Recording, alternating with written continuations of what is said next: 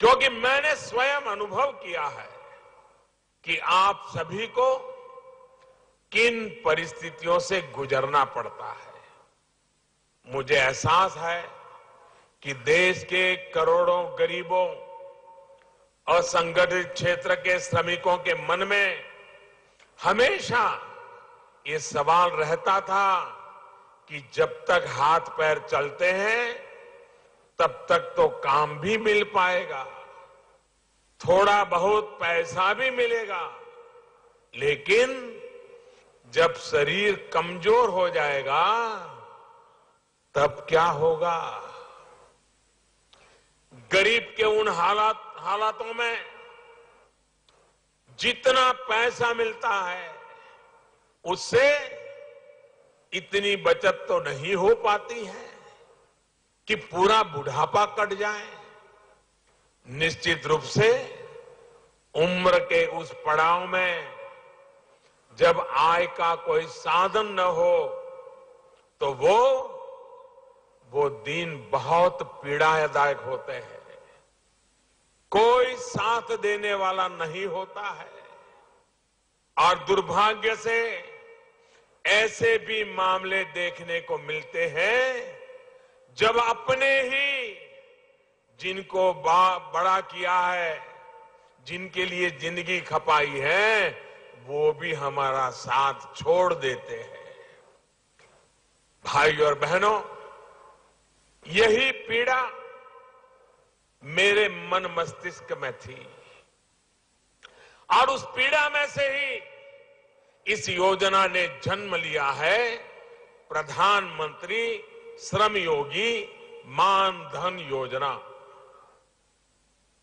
भाइयों और बहनों, आजादी के बाद के इतिहास की यह पहली योजना है जिसने समाज के उस वर्ग को छुआ है जिसके बारे में कभी सोचा ही नहीं गया, जिनको अपने नसीब पर, अपने भाग्य पर छोड़ दिया गया था। नारे खूब लगाए गए, राजनीति करने में कोई कसर नहीं छोड़ी गई।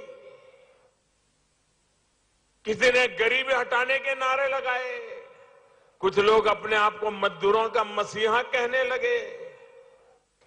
इस देश में कई राज्यों में कम्युनिस्टों को सरकार बनाने का मौका मिला, लेकिन उन्होंने कभी असंगठित मजदूरों के लिए ऐसी योजना नहीं बनाई। गरीबों के नाम पर वोट बटोर लेने वालों ने 55 साल देश पर राज किया, उनको ये योजना याद नहीं आई। 55 महीने में एक चाय वाले के बेटे ने गरीबों की सुनी और योजना बना दी। कारण क्या? ऐसा क्यों नहीं हुआ? कारण साफ है, नियत में खोट। और इसलिए आप सभी के लिए ऐसी पुख्ता योजना लेकर के, ये आपका मजदूर नंबर 1, मैंने लाल किले से कहा था, मैं देश का मजदूर नंबर 1 हूं। साथियों, पहले जिस दल की सरकार थी, जिसने दशकों तक देश पर शासन किया, वो जब गरीब को एक मानसिक अवस्था समझे, आप देखिए कैसे नेता है, ऐसे नेता 55 साल राज किया और टीवी इंटरव्यू में कहते हैं, भाषण में कहते, गरीबी बरीबी कुछ नहीं होती है, ये तो एक मानसिक अवस्था होती है।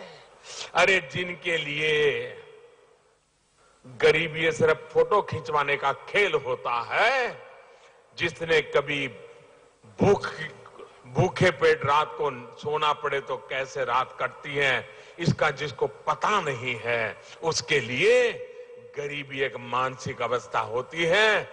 हमारे लिए तो गरीबी एक बहुत बड़ी चुनौती है।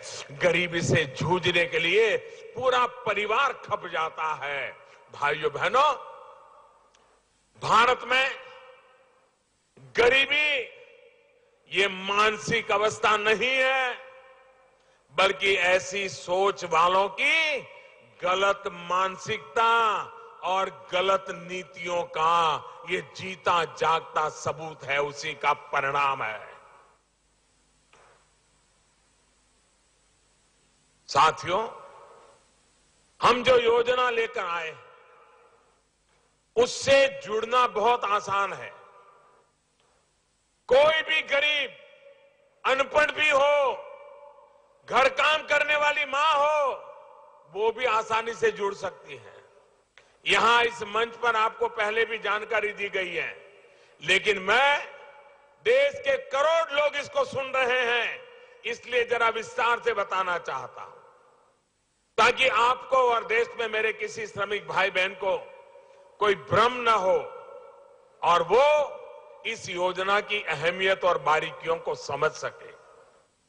साथियों, ऐसे श्रमिक जिनकी उम्र 18 साल से 40 वर्ष तक है और जिनकी कमाई, मासिक कमाई 15,000 रुपये या इससे कम है, तो वे इस योजना में जुड़ सकते हैं। योजना का हिस्सा बनने के लिए आपसे हर महीने 55 रुपये से लेकर के 200 रुपये तक का मामूली अंशदान लिया जाएगा। कोई किसी का 55 होगा, किसी का 80 होगा, किसी का 90 होगा, किसी का 100 होगा। और आपको कितना योगदान देना है, ये आप आज किस उम्र के हैं इसके आधार पर तय करेगा होगा। जितना आप अंशदान देंगे, आज आप जो कुछ भी कमाते हैं आपकी मेहनत की कमाई करते हैं, सरकार उसमें कुछ डालती नहीं है, लेकिन ये योजना ऐसी है कि आप इसमें जितना अंशदान देंगे उतने ही पैसे मोदी सरकार भी जमा करवाएगी। अगर आप हर महीने 100 रुपया देंगे तो हम भी उनमें 100 रुपया नया और डालेंगे। अगर आप हर महीने 110 रुपया देंगे तो हम भी 110 रुपया डालेंगे। अगर आप हर महीने 150 रुपया देंगे तो हम भी इसमें 150 रुपया डालेंगे। और साथियों, हमने ध्यान रखा है कि आपको ये सुविधा लेने के लिए कोई ज्यादा कागज वागज के चक्कर में न पड़ना पड़े, क्योंकि ये योजना पढ़ा लिखा हो, अनपढ़ हो, गांव का हो, शहर का हो, पुरुष हो, स्त्री हो, घर में काम करता हो, मजदूरी करता हो, खेत में काम करता हो, कारखाने में काम करता हो, सबके लिए है। योजना का हिस्सा बनने के लिए बस मेरे श्रमिक साथियों को अपने नजदीकी कॉमन सर्विस सेंटर में जाना होगा। वहां एक फॉर्म भरवाया जाएगा जिसमें आपके आधार नंबर और बैंक में जो जनधन खाता है उसकी जानकारी चाहिए। बाकी कोई कागज आपको जमा नहीं करना पड़ेगा। आपका काम सर्विस सेंटर पर सिर्फ कुछ ही मिनट में हो जाएगा। और यही तो है डिजिटल इंडिया का कमाल। डिजिटल इंडिया का मजाक उड़ाने वाले, उसे गंभीरता से न लेने वाले कॉमन सर्विस सेंटर की अहमियत कभी समझ ही नहीं पाए। साथियों, 2014 से पहले देश में जहां लगभग 80,000 कॉमन सर्विस सेंटर थे, वहीं अब हमारी सरकार में इनकी संख्या बढ़कर के 3 लाख से ज्यादा हो गई।